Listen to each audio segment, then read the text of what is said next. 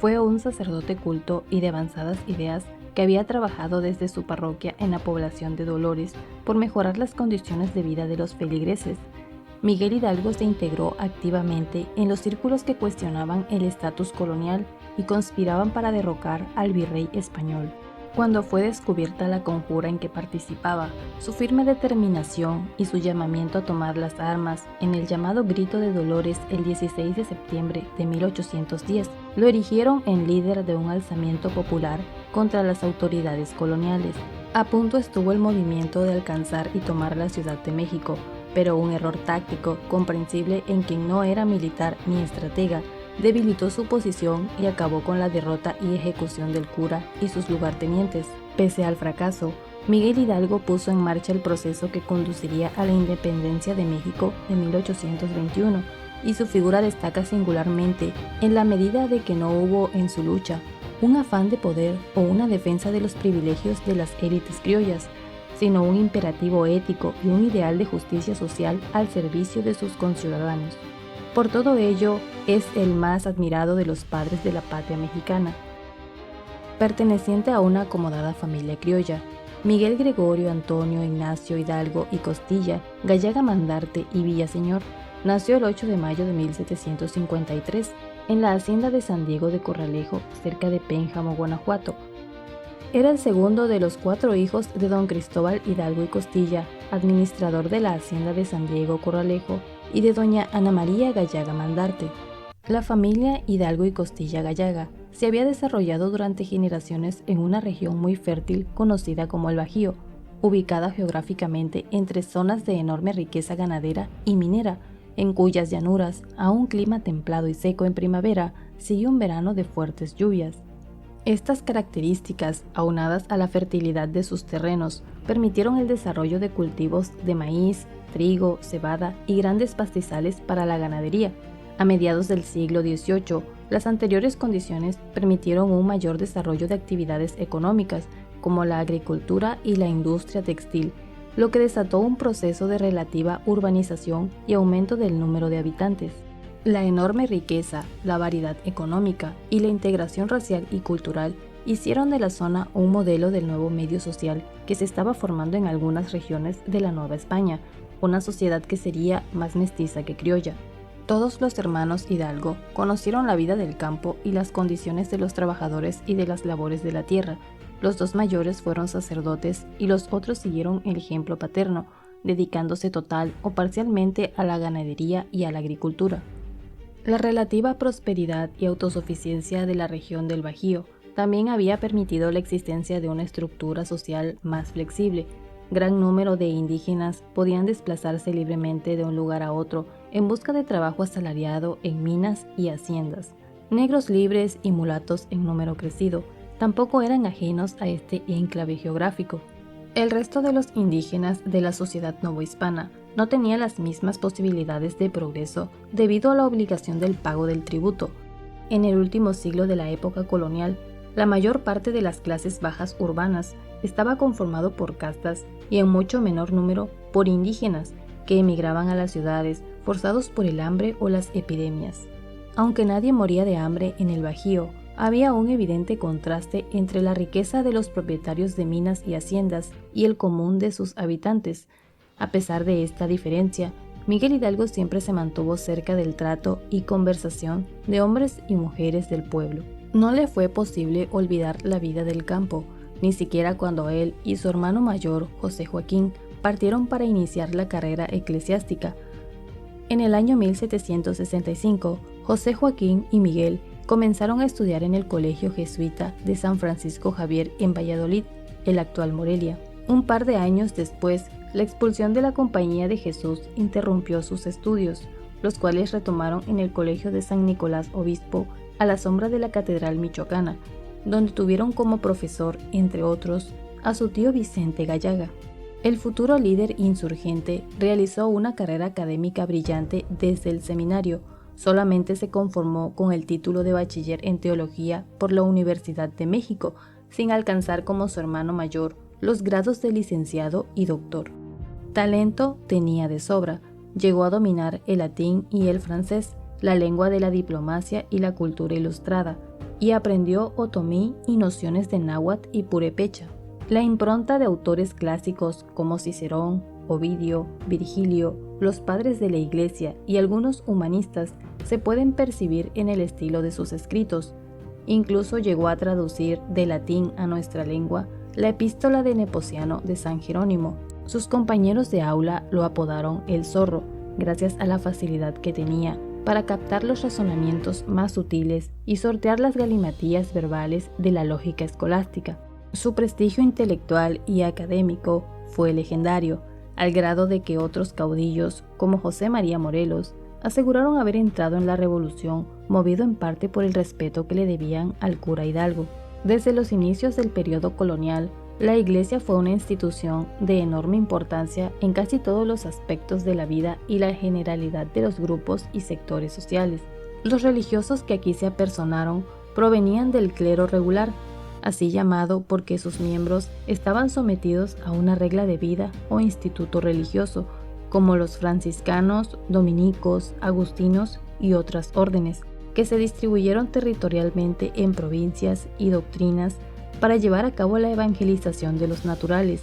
Por otro lado, estaba el clero secular, que eran aquellos que vivían en el siglo y no en clausura, integrado por párrocos, obispos y arzobispos, quienes atendían principalmente las necesidades espirituales de españoles y criollos y obedecían al rey de España, mientras el clero regular gozaba de cierta independencia respecto a la corona y a la autoridad virreinal, pues se hallaba bajo la dirección de un provincial que dependía del Papa. Debido a su poderío económico e influencia, a la corona española le interesaba tener a la Iglesia bajo un estricto control. Para lograrlo, tomó una serie de medidas encaminadas a derogar o limitar sus privilegios, fueros o inmunidades, jurisdicciones y propiedades. Entre las que mayores deturpaciones ocasionaron a sus prebendas, se halla la prohibición a los religiosos de asistir a los fieles para redactar testamentos, la expulsión de la Orden Jesuita de España y de todos los dominios del Imperio Español en el año 1767. Al año siguiente, la corona intentó tomar a su cargo la administración del diezmo. En el año 1795 se autorizó perseguir a los religiosos acusados de crímenes graves, tratándolos como delincuentes comunes, revocándoles todo fuero, y en el año 1798 se intensificó la política de desamortización de las propiedades eclesiásticas para facilitar su venta. Ciertamente, Hidalgo vivía en una época que iba dejando atrás a la Nueva España de los primeros siglos de la conquista. A partir del siglo XVIII, la Casa de Borbón, de origen francés, había promovido un nuevo estilo de gobernar acorde con el siglo de las luces. La nueva dinastía realizó profundas transformaciones económicas, políticas, sociales y culturales en todos sus dominios con la finalidad de centralizar el poder y tener mayor control de la sociedad y las instituciones. Desde el comienzo de la época colonial, se había marcado claramente la diferencia entre peninsulares y criollos, porque los primeros tenían más importancia en la sociedad y podían ocupar los mejores trabajos en el gobierno y en casi todas las actividades que permitían obtener mayores ganancias, como el comercio y la minería. Después de casi 3 siglos, los criollos aumentaron en número hasta convertirse en el tercer grupo en población, luego de los indígenas y las castas. Aunque los peninsulares eran minoría, la situación en cuanto a las oportunidades de ascenso social cambiaron muy poco. Los criollos tenían en general una mejor preparación universitaria y profesional, eran más capaces por lo mismo para ocupar los puestos clave en el gobierno, la cultura, la economía y la sociedad novohispana. Pero lo que realmente importaba a la corona española es que hubieran nacido en la península, no los méritos personales. Apenas un pequeño porcentaje de criollos había escalado socialmente hasta puestos importantes dentro de la Iglesia y el gobierno. Cerca de un 95% de ellos se dedicaba a actividades agrícolas y comerciales o intentaba conquistar posiciones dentro del bajo clero secular, el ejército y la administración virreinal. Algunos eran propietarios de haciendas medianas, ranchos prósperos o pequeños negocios. Sin embargo, cuando Carlos III subió al trono, sus posibilidades de ascenso terminaron. En el año 1769, 8 de los 12 miembros de la Audiencia de México eran americanos. 10 años después, solo 4 de los 16 integrantes eran criollos. En 1808, todos los intendentes, excepto uno, eran peninsulares. Esta exclusión ocasionó un malestar que fue creciendo gradualmente. En los criollos nacidos a mediados del siglo XVIII, dejaron huella las noticias de la independencia de los Estados Unidos en 1776 y la Revolución Francesa de 1789. Algunos de ellos, los afrancesados, como llamaban a quienes imitaban sus costumbres, y a los lectores de libros de la Ilustración y otras obras literarias de origen francés, se preguntaron si no sería posible imponer un orden más justo en la Nueva España, como ya había ocurrido en aquellas naciones. Sería un miembro de esta generación quien llegaría a responder esta inquietud. Miguel Hidalgo recibió el orden sacerdotal el 19 de septiembre de 1778 del obispo de Michoacán, Juan Ignacio de la Rocha. Fue sacristán, propietario del pueblo de Apaseo, y entre 1787 y 1791 ocupó los puestos de tesorero, vicerrector y rector del Colegio de San Nicolás. La debilidad que sentía por la literatura francesa, especialmente por autores del siglo XVII como La Fontaine, Racine y Molière, es bien conocida. A su casa parroquial le apodaban la Francia Chiquita, porque en ella se interpretaba música francesa, se representaban obras teatrales de sus autores dilectos, y durante las tertulias se discutían las ideas ilustradas y las obras de los enciclopedistas. Aunque pasaba el tiempo libre deleitándose con música y lecturas poco habituales, Miguel Hidalgo no era visto por la mayoría como un hombre extravagante, sino que gozaba de lo que comúnmente se denomina don de gentes. El 8 de mayo del año 1790, sus alumnos adornaron San Nicolás, hicieron sonar las campanas de la catedral y sirvieron un gran banquete para festejar el día de su santo. A más de un colegial ayudó con recursos de su propio peculio, y se sabe que no dudó en contraer deudas en apoyo de un joven que iba a graduarse en la capital virreinal. Lucas Alamán, quien conoció en su juventud al futuro padre de la patria, cuenta que Hidalgo no hacía distingos al ayudar al prójimo. El obispo, sus colegas y la alta sociedad michoacana lo tenían asimismo en alta estima, pues al resto de sus virtudes sumaba la facilidad de palabra en sus sermones. Pero no todo era desapego en su vida, pues adquirió junto con su hermano Manuel las haciendas de Santa Rosa, San Nicolás y Jaripeo en Taximaroa, actual Ciudad Hidalgo. En forma interina, en febrero del año 1792, Hidalgo pasó al curato de Colima. Algunos historiadores afirman que fue una decisión que sus superiores tomaron para disciplinarlo por su conducta poco ortodoxa. Lo cierto es que su salario se duplicó. Aunque no cumplió un año en la nueva parroquia, tuvo tiempo suficiente para ganar el aprecio de sus feligreses y cultivar amistades por el resto de sus días. Contra lo que podría pensarse, siempre atendió celosamente sus deberes sacerdotales y las inquietudes espirituales de sus fieles.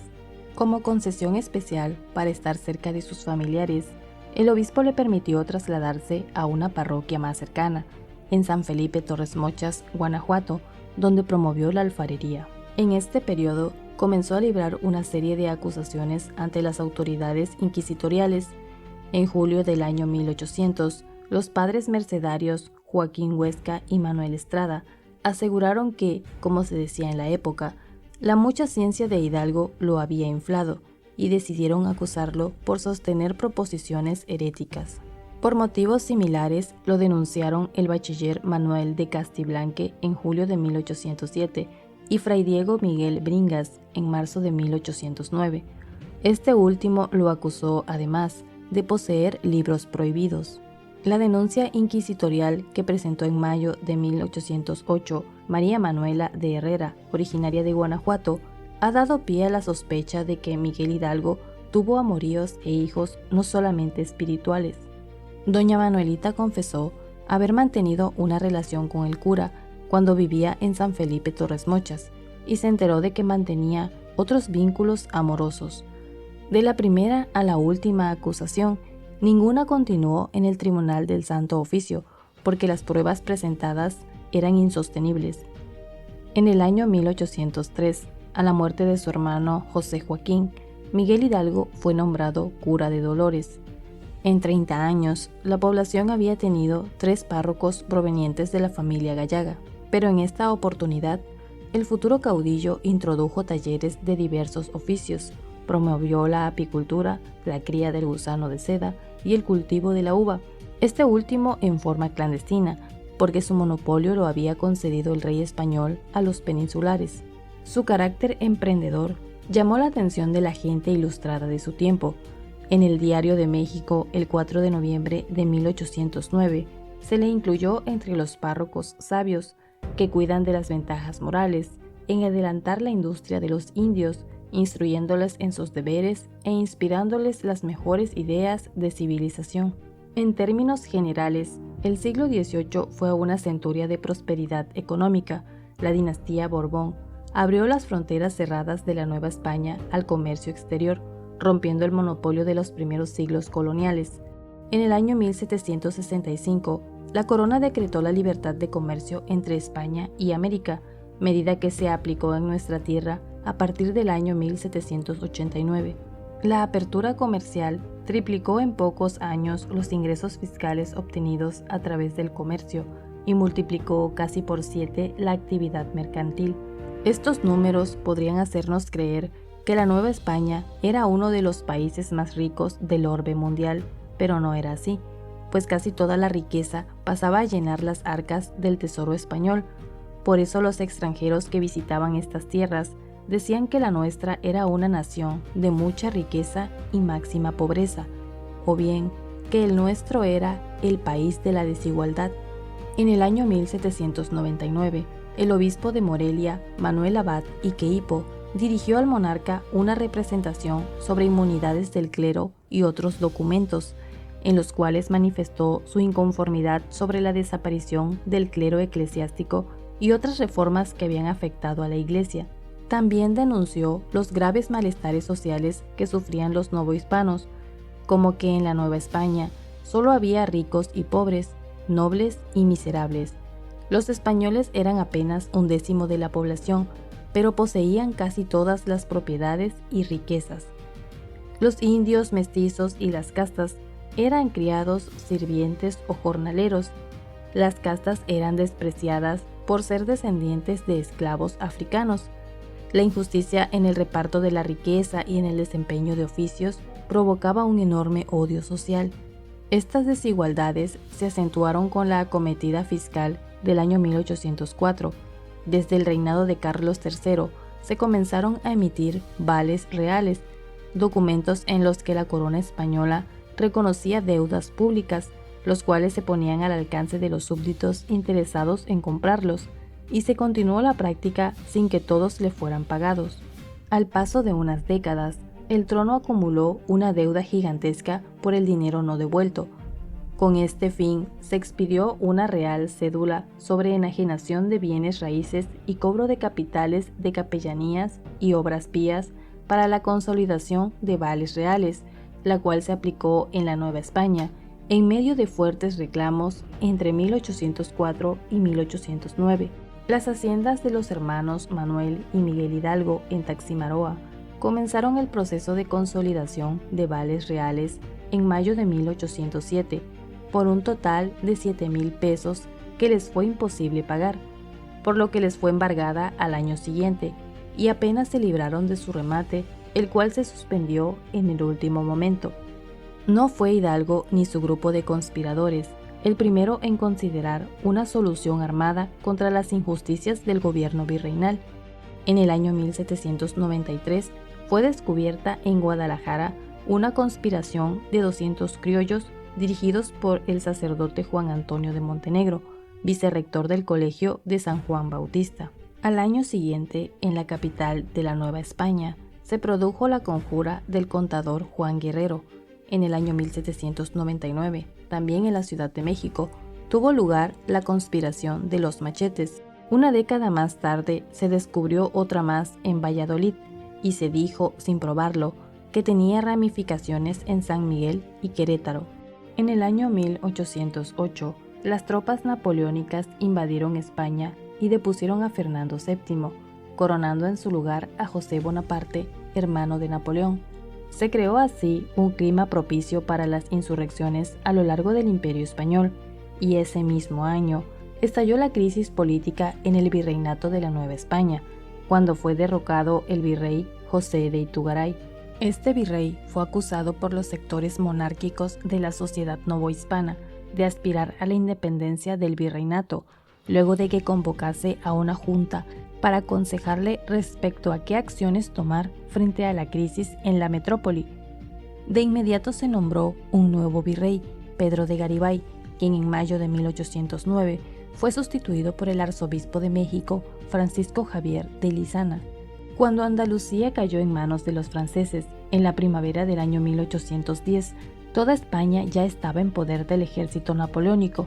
La arquidiócesis de Zaragoza, encargada de los asuntos religiosos en toda la metrópoli, ordenó a los párrocos de todo el imperio predicar en contra de Napoleón. Miguel Hidalgo estuvo entre ellos. Mientras tanto, en Querétaro se gestaba una conspiración organizada por el corregidor Miguel Domínguez y su esposa Josefa Ortiz de Domínguez, y también participaban los militares Ignacio Allende, Juan Aldama y Mariano Abasolo. Allende se encargó de convencer a Hidalgo de unirse a su movimiento, ya que el cura de Dolores tenía amistad con personajes muy influyentes de todo el Bajío e incluso de la Nueva España, como Juan Antonio Riaño, intendente de Guanajuato, y Manuel Abad Iqueipo, obispo de Michoacán. Por estas razones se consideraba que Hidalgo podría ser un buen dirigente del movimiento. Una vez convencido a Hidalgo, se puso de fecha de inicio para el movimiento el 1 de diciembre, Día de la Virgen de San Juan de los Lagos, donde muchos españoles se reunían a comerciar en una feria cercana a Querétaro. Allende propuso más tarde hacerlo el 2 de octubre por cuestiones militares y estratégicas. El objetivo de los conspiradores de Querétaro no era la independencia total, al menos al principio. La idea era derrocar al recién nombrado virrey español, Francisco Javier Venegas, y reunir un congreso para gobernar el virreinato de la Nueva España en nombre del rey Fernando VII, que en ese momento se encontraba preso de Napoleón. En la primera semana de septiembre arribó a Veracruz el virrey Francisco Javier Venegas, quien de inmediato recibió información acerca de una conspiración contra el gobierno real español en México. El intendente de Guanajuato, Juan Antonio Riaño, ordenó al comandante de la plaza investigar sobre aquellos rumores, y el 11 de septiembre se realizó una redada en Querétaro, cuyo fin era capturar a los responsables. Se logró arrestar a Epigmenio González y se giró orden de aprehensión en contra de Allende, que escapó a una población del Bajío. Hidalgo y algunos otros conspiradores lograron ponerse a salvo gracias al aviso de Josefa Ortiz de Domínguez y se trasladaron a Dolores. Desbaratados pues los planes de los conjurados, solo cabía esconderse o adelantar el levantamiento, y Miguel Hidalgo optó por lo último. La noche del 15 de septiembre, el cura pidió la ayuda de los parroquianos de Dolores, liberó a los presos políticos de la cárcel y tomó luego las armas de la guarnición local. A la mañana siguiente convocó una misa a la que asistieron numerosos partidarios de las cercanías, y en ella hizo un llamamiento a alzarse en armas contra las autoridades coloniales. Tal proclama es conocida como el Grito de Dolores. El proceder de Hidalgo dio al movimiento un giro radical. Ya no era el golpe de mano de una élite que trataba de establecer un gobierno criollo y esperar el regreso de Fernando VII a España. Se había convertido en la primera revuelta popular de la América española, y en ella estalló la rabia de los oprimidos. El llamado de Hidalgo fue atendido por centenares de campesinos de los lugares cercanos, y a medida que avanzaban, se les iban uniendo peones e indios de las comunidades. Estos veían en la revuelta la posibilidad de mejorar su mísera situación, provocada por las malas cosechas y el alza de los precios. Los sublevados se dirigieron a San Miguel el Grande, y el 16 de septiembre de 1810, en el santuario de Atotonilco, Miguel Hidalgo enarboló, como enseña de su ejército, un estandarte con la imagen de Nuestra Señora de Guadalupe, en el que se podía leer: «Viva la religión», viva Nuestra Madre Santísima de Guadalupe, viva Fernando VII, viva la América y muera el mal gobierno. En San Miguel el Grande se les unió el regimiento de la Reina, que comandaba Ignacio Allende, y una gran cantidad de artesanos, obrajeros y campesinos. Junto con Allende consiguió reunir un ejército formado por más de 40.000 hombres. Las vicisitudes de las semanas siguientes pueden ser calificadas de vertiginosas. El 21 de septiembre, con un numeroso, indisciplinado y turbulento batallón, Miguel Hidalgo ocupó la ciudad de Celaya, donde se repartieron los grados entre los líderes de la insurrección. El honor de ser teniente general recayó en Ignacio Allende. El sacerdote Miguel Hidalgo fue proclamado sin discusión capitán general. El ejército libertador prosiguió su avance y tomó seguidamente las ciudades de Salamanca, Irapuato y Silao. El siguiente punto del recorrido fue la rica ciudad de Guanajuato el 28 de septiembre, en la que continuaron uniéndose al movimiento trabajadores, campesinos, indígenas y la plebe en general. Todos se sentían atraídos como por un imán, pero la toma de la ciudad estuvo marcada por la violencia. El intendente Riaño no contaba con medios suficientes para defenderla y decidió refugiarse con la gente adinerada en Alhóndiga de Granaditas. Con la ayuda de un minero barretero llamado Juan José de los Reyes Martínez y apodado El Pipila, el cual se colocó una losa de piedra amarrada sobre su espalda y con una tea encendida en la mano derecha, avanzó pecho tierra y resistió el ataque de los soldados españoles. Untó de brea la puerta de la bodega, la cual posteriormente quemó. El ejército insurgente y los militares al mando de Allende y Aldama pudieron penetrar en Alhóndiga y una vez dentro mataron a todos los españoles, tanto ciudadanos como militares.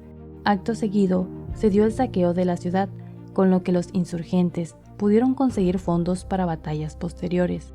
Aunque hay varias versiones, todas coinciden en que se cometieron muchos crímenes y atropellos, incluso después de haber ocupado el edificio. Este episodio ocasionó que algunos criollos retiraran su apoyo al movimiento. Mientras tanto, las autoridades eclesiásticas condenaron con energía a los insurrectos, en especial a su más visible cabecilla, a quien acusaron de embaucador, hereje y enemigo de la propiedad privada, cargos por los que fue excomulgado. De hecho, Hidalgo había afirmado para entonces que debían devolverse las tierras a los indígenas, ganándose con ello su adhesión, pero lo que todavía no había defendido era la necesidad de alcanzar la total independencia del país. Establecer tal objetivo fue la profética respuesta que recibieron sus enemigos, y cuando 2 meses después formase en Guadalajara un gobierno provisional, su desafío llegaría hasta el punto de decretar que debía entregarse a los naturales la tierra de cultivo, así como el disfrute en exclusiva de las tierras comunales. Por otra parte, la aristocracia criolla, temerosa de perder las prebendas que le otorgaba el régimen latifundista, tampoco acogería de buen grado que el gobierno provisional aboliese la esclavitud y los tributos con que se grababa a indios y a mestizos, ni tampoco el ulterior decreto que amenazaba con la confiscación de los bienes de los europeos, de modo que se unió a las fuerzas del virrey y las jerarquías eclesiásticas. Pero tal pérdida de apoyos no se reflejaría por el momento en los campos de batalla, en los que Hidalgo continuó cosechando victorias hasta que, quizá por un exceso de grandeza ética, cometió un fatal error estratégico. El 17 de octubre de 1810, Hidalgo tomó Valladolid con 7.000 hombres de caballería y 240 infantes, todos ellos mal armados, y el 25 de octubre ocupó Toluca. Ese mismo mes se unió a Hidalgo su viejo acólito y sucesor José María Morelos, que fue inmediatamente comisionado para llevar la insurrección al sur del país. Cuando ya el siguiente objetivo era la Ciudad de México, Hidalgo obtuvo una importantísima victoria sobre Torcuato Trujillo, enviado por el virrey Francisco Javier Venegas para interceptar a los rebeldes. El encuentro tuvo lugar en el Monte de las Cruces el 30 de octubre de 1810. Las tropas de Trujillo fueron derrotadas y después de la sangrienta batalla, el ejército realista huyó a la capital mexicana, posiblemente a esperar el asalto final. Piadoso en el digno ejercicio de su cargo sacerdotal, admirable por sus reformas en la industria, brillante como legislador progresista, osado en la batalla y dispuesto a prestar su brazo a la causa más noble y arriesgada de su tiempo, el cura Hidalgo fue, por desgracia, un torpe general. Posiblemente se vio excesivamente abrumado por el dolor que veía entre sus inexpertas tropas, y puede que estuviese poco dispuesto a intercambiar sacrificios, acaso estériles, por cruentas victorias. Lo cierto es que después de la victoria del Monte de las Cruces, Ignacio Allende recomendó que se atacase la capital, pero el cura Hidalgo, desoyendo el excelente consejo compartido por los restantes jefes militares, no quiso avanzar hacia la Ciudad de México. Con la carga a sus espaldas de lo ocurrido en Guanajuato, y para evitar que sus propias tropas saquearan la capital, o bien ante la amenaza de un ataque por parte del mariscal Félix María Calleja, Miguel Hidalgo ordenó la retirada. Tal equivocación marcó el principio del fin. Pocos días después, el 7 de noviembre, Félix Calleja lo derrotó en la batalla de Aculco. Hidalgo regresó a Valladolid y de allí partió a Guadalajara. Ya en Guadalajara, el 22 de noviembre, Miguel Hidalgo expidió una declaración de independencia y formó un gobierno provisional. Decretó además la abolición de la esclavitud, la supresión de los tributos pagados por los indígenas a la corona y la restitución de las tierras usurpadas por las haciendas. Pero tales y tan excelentes decretos administrativos y tributarios eran papel mojado sin el auxilio de la fuerza. A finales de año había perdido ya Guanajuato y Valladolid. El 17 de enero, Hidalgo, acompañado de Allende, Rayón, Aldama y Jiménez, avanzaron hacia el puente de Calderón para enfrentar a Calleja, en un hecho conocido como la Batalla de Puente de Calderón, en la que en un principio la situación fue favorable a los insurgentes, pero luego de la explosión de un carro de pólvora, propiedad de la tropa de José Antonio Torres, los realistas comenzaron a ganar ventaja al punto de hacer huir a los insurgentes en desbandada, quienes en la retirada perdieron dinero, pertrechos y efectivos. Este hecho también provocó la desbandada del ejército insurgente. Depuesto del mando por sus compañeros de lucha, Hidalgo partió hacia Aguascalientes y Zacatecas con la intención de llegar a Estados Unidos para buscar apoyos a su causa, pero fue traicionado por Ignacio y capturado en las norias de Acatita de Baján el 21 de mayo de 1811. Tras enlistar a todos los presos, Elizondo envió parte a la Ciudad de México y en recompensa fue nombrado coronel. Los reos fueron trasladados a Mapimi, Durango, y de ahí fueron enviados a Chihuahua, capital de la intendencia más cercana, donde se les seguiría juicio. Ignacio Elizondo fue premiado con el grado de coronel del ejército realista, pero años más tarde sería ejecutado a cuchilladas cuando dormía a un lado del lecho del río San Marcos, en la provincia de Texas, por el teniente Miguel Serrano, quien reconoció al hombre que entregó a los caudillos de la Guerra de Independencia de México.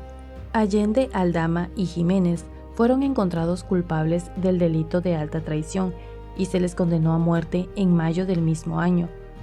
Abasolo aportó datos adicionales sobre la insurgencia que permitieron llevar a cabo redadas donde se obtuvo material para contrarrestar el movimiento.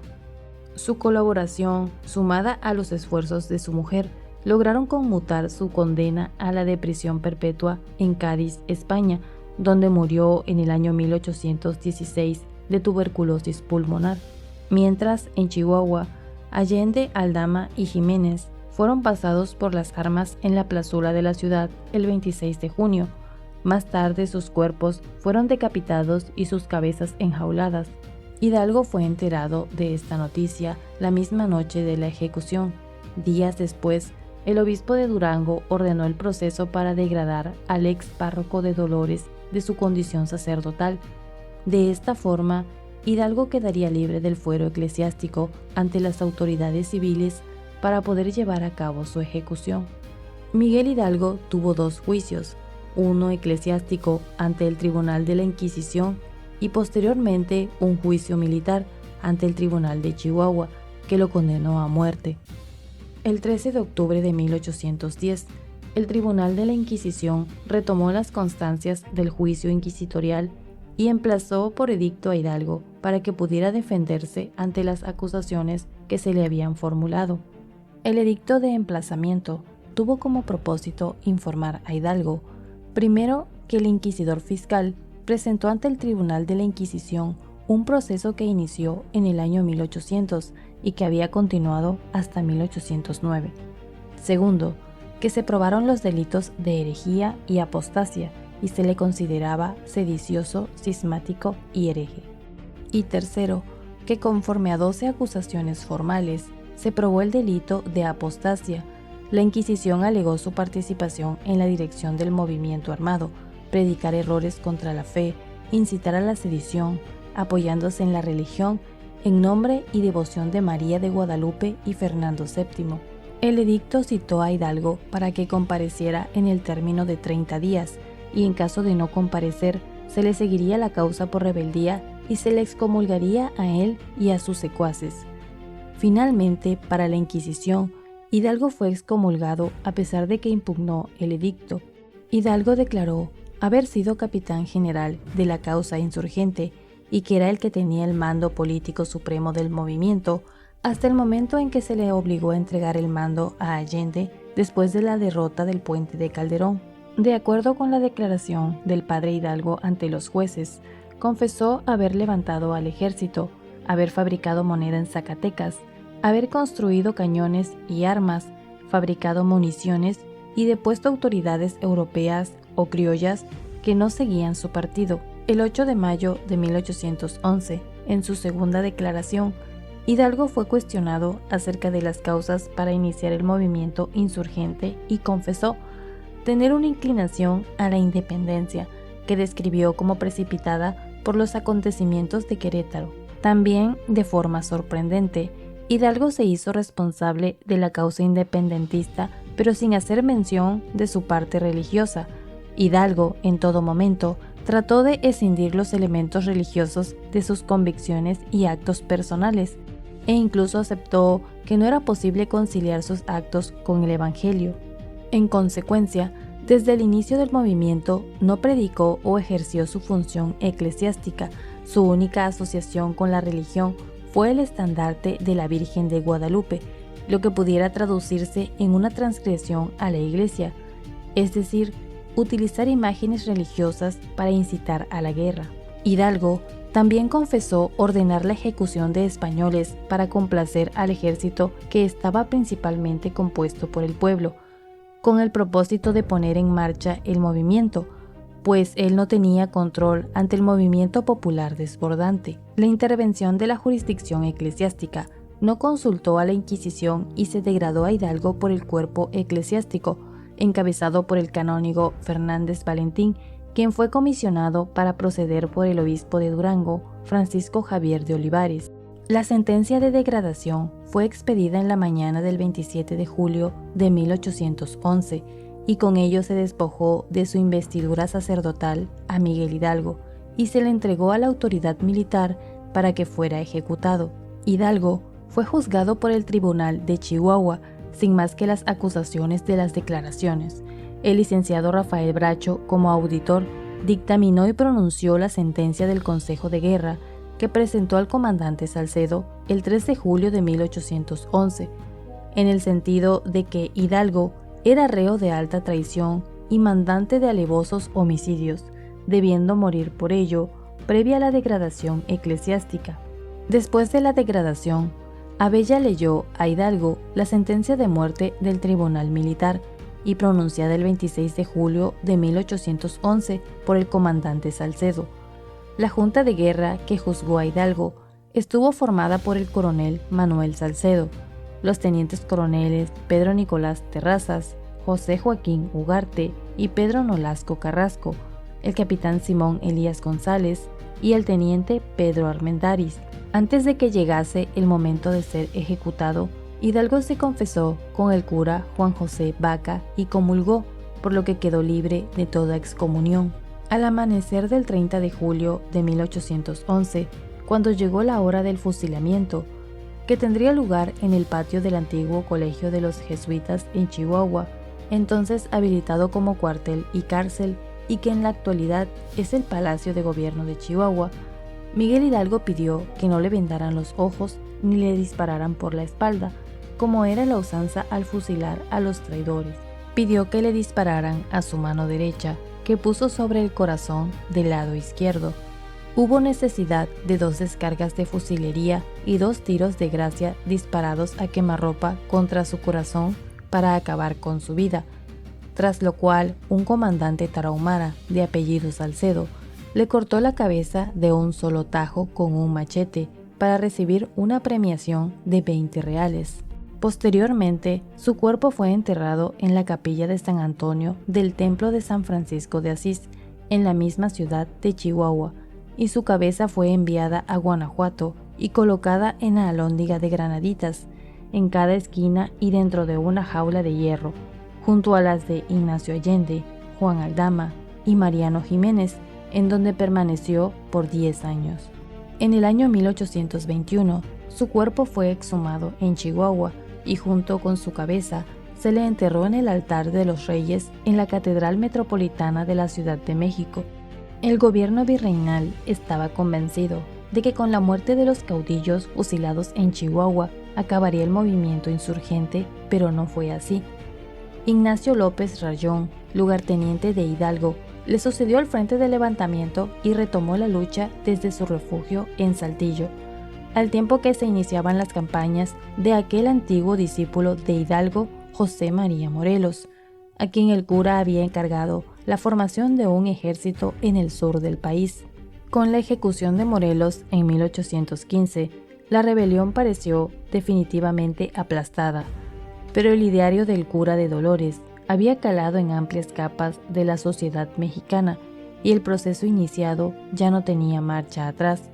6 años después, en 1821, las semillas fructificaron. Al frente de su ejército trigarante, que sustentaba las 3 garantías del Plan de Iguala, Agustín de Iturbide pasó a dominar todo el país y México logró su independencia de España. Tras el establecimiento en 1823 de la República Mexicana, Miguel Hidalgo fue reconocido como padre de la patria. El estado de Hidalgo lleva su nombre y la ciudad de Dolores pasó a llamarse Dolores Hidalgo en su honor. El 16 de septiembre, día en que proclamó el alzamiento, se celebra en México el Día de la Independencia. Finalmente, desde el año 1925, sus restos mortales reposan en el Ángel de la Independencia, en la Ciudad de México,